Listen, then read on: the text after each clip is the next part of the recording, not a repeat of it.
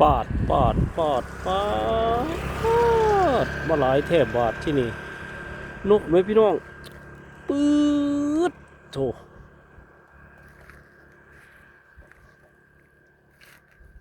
ง้อยอยู่ในน้ำโบยบินแล้วบินแล้วสวยงามเอาบินไปตัวหนึ่งบินไปตัวหนึ่งโบยเสือนนะปวดไปหาหมูหรอกมันปาดตัวนกหลายคักหลายคัก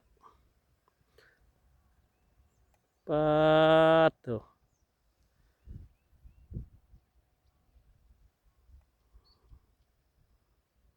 ง่อยอยู่ง่อยอยู่ช่วงนี้อากาศเย็นๆเบ้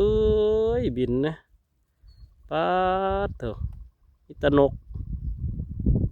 บินเจิดเซินวืดเบ้ยอันนี้บินอีกแล้วตัวหนึงนี่เบ้ยพูดนะเบ้